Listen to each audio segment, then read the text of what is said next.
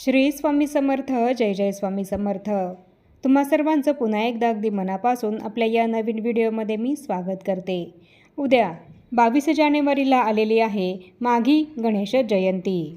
गणपती बाप्पा ही देवता प्रथम पूजनीय आणि प्रथम वंदनीय अशी देवता आहे.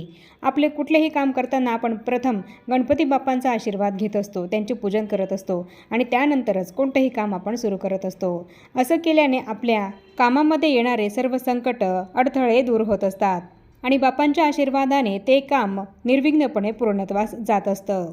भगवान श्री गणेशाचा जन्म माघ शुक्ल चतुर्थीला झाला होता, म्हणूनच या तिथीला गणेश जयंती साजरी केली जाते. या दिवशी उपवास आणि गणेशाची पूजा केल्याने आपल्या सर्व इच्छा मनोकामना पूर्ण होत असतात आणि आपल्या आयुष्यामध्ये असलेल्या सर्व समस्या, संकट, अडचणी दूर होतात. श्री गणेश लहरी ज्या दिवशी प्रथम पृथ्वीवर आल्या, म्हणजेच ज्या दिवशी श्री गणेशाचा जन्म झाला, तो दिवस होता माघ शुद्ध चतुर्थीचा. तेव्हापासून गणपतीचा आणि चतुर्थीचा संबंध हा जोडला गेला आहे. माघ शुद्ध चतुर्थी ही श्री गणेश जयंती म्हणून साजरी केली जाते. या तिथीचं महत्त्व म्हणजे या तिथीला श्री गणेशाचे तत्व हे नेहमीच्या तुलनेत 1,000,000 जास्त प्रमाणामध्ये कार्यरत असते, सक्रिय असते आणि म्हणूनच या तिथीला केलेल्या श्री गणेशाच्या उपासनेने आणि तसंच काही महत्त्वपूर्ण उपाय केल्याने आपल्याला या गणेश तत्वाचा जास्त लाभ होत असतो. आपण केलेल्या या उपायाचा आपल्याला अधिक प्रमाणामध्ये लाभ हा होत असतो. या दिवशी केलेली पूजा, होम, हवन आणि उपवास यामुळे आपल्या जीवनातील सर्व संकटे, विघ्ने गणपती बाप्पांच्या आशीर्वादाने, त्यांच्या कृपेने दूर होतात. या दिवशी गणपतीचे आशीर्वाद, बुद्धी आणि यश मिळवण्यासाठी विशेष प्रयत्न हे केले जात असतात आणि खास उपायसुद्धा या दिवशी केले जात असतात.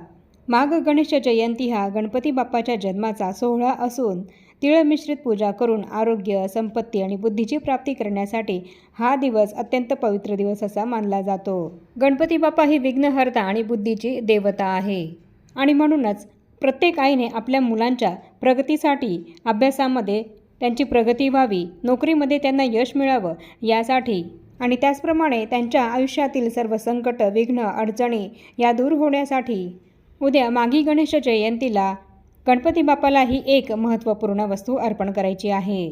उद्या माघी गणेश जयंतीला गणपती बाप्पाला ही एक वस्तू अर्पण केल्याने आपल्या मुलांच्या आयुष्यामध्ये असलेले सर्व संकट, दुःख, अडचणी, समस्या दूर होतील आणि आपल्या मुलांची त्यांच्या अभ्यासामध्ये भरपूर प्रगती होईल. तसंच नोकरीमध्ये सुद्धा त्यांना यश मिळेल, त्यांच्या करिअरमध्ये त्यांना घवघवीत यश मिळेल. तर उद्या गणेश जयंतीला आपल्याला गणपती बाप्पाला कोणती वस्तू अर्पण करायची आहे, केव्हा करायची आहे याबद्दलचीच संपूर्ण महत्त्वाची माहिती मी तुम्हाला आपल्या आजच्या या व्हिडिओमध्ये देणार आहे आणि म्हणूनच ही महत्त्वपूर्ण माहिती जाणून घेण्यासाठी तुम्ही हा व्हिडिओ कुठेही स्किप न करता शेवटपर्यंत नक्की बघा. तर आता उद्या माघी गणेश जयंतीला आपल्याला सर्वांना हे व्रत करायचं आहे, कारण हा दिवस गणपती बाप्पाला समर्पित आहे. या दिवशी गणपती बाप्पांचा जन्म हा झाला होता, कारण या दिवशी आपल्या पृथ्वीवर गणेश तत्वाच्या लहरी या 1,000,000 अधिक जास्त प्रमाणामध्ये सक्रिय झालेल्या असतात आणि या दिवशी जर आपण व्रत केलं तर त्याचा आपल्याला 1,000,000 अधिक लाभ हा होत असतो आणि म्हणून आपण सर्वांनी उद्या व्रत हे अवश्य करायचं आहे आणि त्यासोबतच हा उपायसुद्धा आपल्याला करायचा आहे, म्हणजे जेणेकरून या उपायाचा सुद्धा आपल्याला 1,000,000 अधिक लाभ हा मिळेल. तर या व्हिडिओमध्ये जो उपाय मी सांगणार आहे तर तो उपाय प्रत्येक आईने आपल्या मुलांसाठी करायचा आहे. तुमची मुलं लहान असोत किंवा खूप मोठी असोत तरीसुद्धा प्रत्येक आईने आपल्या मुलांसाठी, त्यांच्या कल्याणासाठी, त्यांच्या उज्ज्वल भविष्यासाठी हा उपाय उद्या करायचा आहे. मुलगा असो किंवा मुलगी असो, या दोघांसाठी तुम्हाला हा उपाय करायचा आहे, कारण प्रत्येक आईवडिलांना आपल्या मुलाची किंवा मुलीची उज्ज्वल भविष्याची खूप काळजी असते. आपल्या मुलांनी खूप शिकावं, त्यांना प्रत्येक क्षेत्रामध्ये घवघवीत यश मिळावं, मुलांच्या अभ्यासामध्ये आणि त्यांच्या करिअरमध्ये खूप प्रगती व्हावी, आपल्या मुलांवर कुठलंही संकट हे येऊ नये, त्यांच्या शिक्षणात, करिअरमध्ये कोणत्याही अडचणी येऊ नयेत असं प्रत्येक आईवडिलांना वाटत असतं. त्याचप्रमाणे आपल्या मुलांनी आपलं सर्व ऐकावं, हट्टीपणा करू नये असं प्रत्येक आईवडिलांना वाटत असतं. ज्या घरामध्ये लहान मुलं आहेत तर ती लहान मुलं खूप हट्टीपणा करत असतात, चिडचिड करतात, आईवडिलांचं सांगितलेलं ऐकत नाहीत, त्यांचा अभ्यासामध्ये मन लागत नाही किंवा केलेला अभ्यास त्यांच्या लक्षात राहत नाही. कधीकधी खूप अभ्यास करूनसुद्धा ऐन परीक्षेच्या दिवशीच मुलांच्या लक्षात काहीच राहत नाही, त्यांना केलेला अभ्यास हा आठवत नाही आणि म्हणून परीक्षेमध्ये त्यांना अपेक्षित यश मिळत नाही. त्याचप्रमाणे जर तुमची मुलं खूप मोठी आहेत, भरपूर शिकलेली आहेत पण त्यांना मनासारखी नोकरीही मिळत नसेल, किंवा तुमची मुलं करत असलेल्या नोकरीमध्ये त्यांचं प्रमोशन होत नसेल, किंवा तुमची मुलं एखादा उद्योग व्यवसाय करत असतील आणि त्या उद्योग व्यवसायामध्ये सुद्धा त्यांना अपेक्षित यश मिळत नसेल, त्यांची त्या व्यवसायामध्ये सुद्धा जर प्रगती होत नसेल, तुमच्या मुलांच्या करिअरमध्ये त्यांना अनेक अडचणींचा आणि संकटांचा सामना हा जर करावा लागत असेल, तर या सर्व समस्या अडचणी दूर होण्यासाठी तुम्हाला उद्या फक्त हा एक उपाय करायचा आहे तुमच्या मुलांसाठी.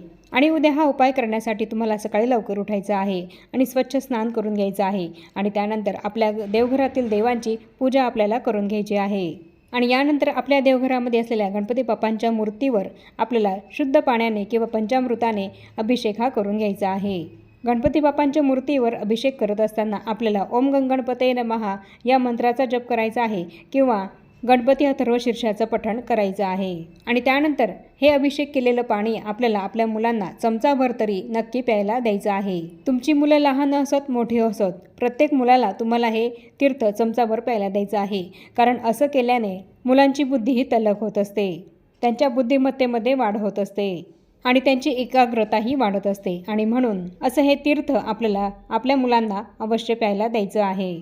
आणि गणपती बाप्पांचा अभिषेक केल्यानंतर गणपती बाप्पांची मूर्ती आपल्याला तांबळातून उचलून स्वच्छ पुसून घ्यायची आहे आणि देवघरामध्ये ठेवायची आहे. यानंतर गणपती बाप्पांना हळद, कुंकू, अक्षता, फुलं अर्पण करायची आहे. गणपती बाप्पांचं आवडतं लाल जास्वंदाचं फूल आणि 21 दुर्वांची जोडी ही गणपती बाप्पांना आपल्याला आवर्जून अर्पण करायची आहे. त्याचप्रमाणे गणपती बाप्पांना गुळ खोबऱ्याचा नैवेद्य हा दाखवायचा आहे. तसंच माघी गणेश जयंती ही तिलकुंद चतुर्थी म्हणून सुद्धा ओळखले जात असते आणि म्हणून या दिवशी गणपती बाप्पाला तिळगुळाचा नैवेद्य दाखवणं हे सुद्धा अत्यंत महत्त्वपूर्ण आहे. म्हणून या दिवशी आपल्याला तिळगुळाचा नैवेद्य गणपती बाप्पाला अवश्य दाखवायचा आहे. तसंच या दिवशी तिळाचे मोदक बनवून ते सुद्धा आपल्याला गणपती बाप्पाला नैवेद्य म्हणून दाखवायचे आहेत. तिळाच्या मोदकाचा नैवेद्य तुम्ही संध्याकाळी गणपती बाप्पांना दाखवला तरीसुद्धा चालेल, पण गुळ खोबऱ्याचा नैवेद्य आणि तिळगुळाचा नैवेद्य हा तुम्ही सकाळीच गणपती बाप्पांना दाखवा आणि त्यानंतर हा उपाय आपल्याला करायचा आहे. आणि हा उपाय तुम्ही सकाळपासून ते संध्याकाळपर्यंत जेव्हा तुम्हाला वेळ मिळेल तेव्हा करू शकतात. उपाय करण्यापूर्वी आपल्याला आपल्या देवघरामध्ये दिवा, धूप, अगरबत्ती लावून घ्यायची आहे आणि आपल्या मुलांसोबत आपल्याला देवघरासमोर आसन टाकून बसायचं आहे आणि 2 अखंड फूल असलेल्या लवंगा आपल्याला आपल्या मुलांच्या हातामध्ये द्यायच्या आहेत. तुम्हाला 2 मुलं असतील तर दोन्ही मुलांना तुम्हाला देवघरासमोर बसवायचं आहे आणि त्यांच्या बाजूला तुम्ही बसायचं आहे आणि त्यांच्या दोघांच्याही हातामध्ये तुम्हाला 2-2 फूल असलेल्या अखंड लवंगा या द्यायच्या आहेत. आणि यानंतर 3 वेळा गणपती अथर्वशीर्षम हे आपल्याला पठण करायचं आहे आणि तिसऱ्या आणि शेवटच्या आवर्तनाला आपल्याला फलश्रुती पठण करायची आहे. प्रत्येक वेळेस आपल्याला फलश्रुती म्हणण्याची गरज नाही, फक्त तिसऱ्या शेवटच्या आवर्तनालाच आपल्याला फलश्रुती म्हणायची आहे.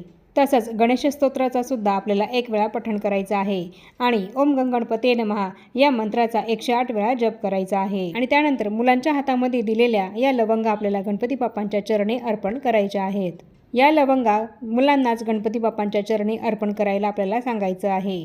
आणि यानंतर आपले दोन्ही हात जोडून गणपती बाप्पांना आपण प्रार्थना विनंती करायची आहे की तुमच्या मुलांच्या ज्या काही इच्छा मनोकामना असतील तर त्या पूर्ण होण्यासाठी, तुमच्या मुलांच्या आयुष्यामध्ये ज्या काही समस्या अडचणी असतील तर त्या दूर होण्यासाठी आणि मुलांची अभ्यासामध्ये, त्यांच्या नोकरीमध्ये, त्यांच्या करिअरमध्ये त्यांची भरभरून प्रगती होण्यासाठी, प्रत्येक कामामध्ये त्यांना भरभरून यश मिळावं यासाठी गणपती बाप्पांना अगदी मनोभावे प्रार्थना विनंती करायची आहे. आणि यानंतर गणपती बाप्पांना अर्पण केलेल्या लवंगा या गणपती बाप्पांजवळ 1-2 तास तशाच आपल्याला राहू द्यायच्या आहे आणि 1-2 तासानंतर या लवंगा तिथून आपल्याला उचलून घ्यायच्या आहे आणि आपल्या मुलांना खायला द्यायच्या आहेत. तुमची मुलं जर मोठी असतील तर तुम्ही ही सेवा, हा उपाय त्यांच्याकडनंच करून घ्या. अथर्वशीर्ष पठण तुम्ही त्यांच्याचकडनं करून घ्या. आणि तुमची मुलं जर लहान असतील तर तुमच्या लहान मुलांसाठी तुम्ही स्वतः म्हणजे मुलांच्या आईने हा उपाय आपल्या मुलांसाठी करायचा आहे. गणपती अथर्वशीर्षाचं पठण आईने करायचं आहे, पण लवंगा मात्र मुलांच्याच हातामध्ये द्यायच्या आहेत.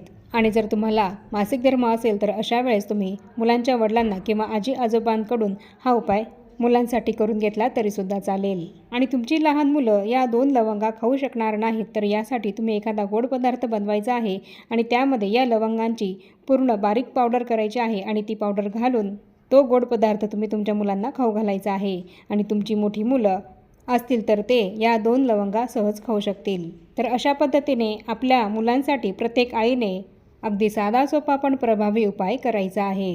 हा उपाय केल्याने तुमच्या मुलांची त्यांच्या अभ्यासामध्ये प्रगती होईल, त्यांना नोकरीमध्ये यश मिळेल आणि त्यांच्या आयुष्यामध्ये असलेले संकटसुद्धा दूर होतील. म्हणून हा उपाय तुम्ही उद्या अवश्य करा.